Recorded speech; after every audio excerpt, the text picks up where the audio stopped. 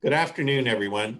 Cases of COVID-19 in Ontario have continued to spiral out of control, with 939 new cases being reported today. While some of this increase in cases is due to increased testing, the rise in positivity rates, particularly in our large urban centers, and the recent increase in hospitalizations, ICU admissions, and deaths all confirm that the increase is more than just increased testing and is a cause for great concern. Particularly concerning is evidence of some spread into our vulnerable populations. In response, the Government of Ontario today announced Toronto, Peel Region, and Ottawa will revert to modified Stage 2 restrictions. Travel to other areas in the province, especially from these high transmission areas to lower transmission areas such as ours, should only be for essential purposes. Currently, the news from our own community is somewhat better. It appears that the outbreak reported in our area about 2 weeks ago has been contained, as no new cases related to that outbreak have been reported.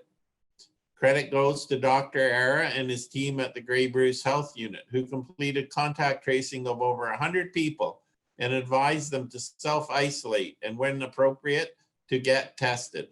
As a result, although a few cases were discovered through this effort, it appears that no additional spread into community has occurred, and this cluster of cases appears to be contained and be over.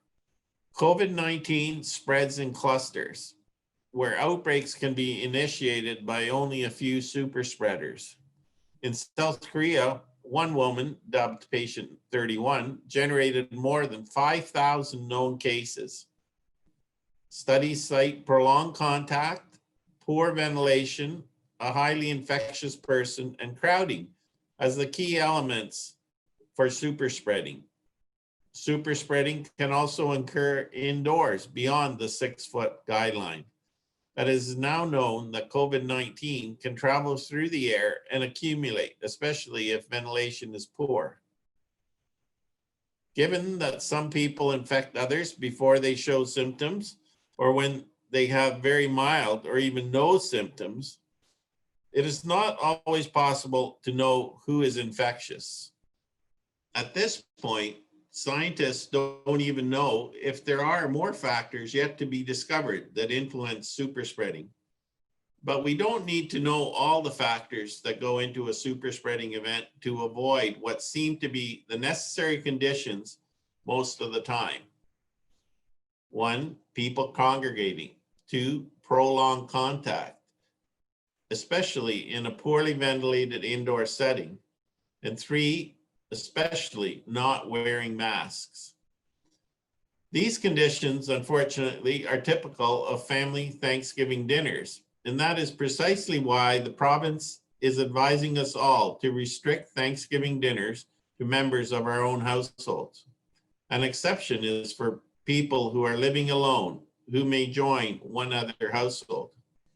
There is no way of knowing, unless a person has been tested in the last 24 hours, whether anyone you invite into your home is infected or not, especially if they are from one of the high transmission areas. Prolonged close contact over dinner poses a very high risk of infection. I urge all of you to respect this advice and do your part to keep our community safe. I ask that you find new and innovative ways to connect with your family over Thanksgiving. Consider a virtual dinner or enjoying some physically distanced outdoor time with those in your family who do not live in your household. COVID-19 occurs in clusters, and thanks to the work of our health unit, we appear to have, just in the last week or two, contained a cluster in our community. Don't let your Thanksgiving dinner be the cause of the next one. Have a great physically distanced Thanksgiving weekend and stay safe.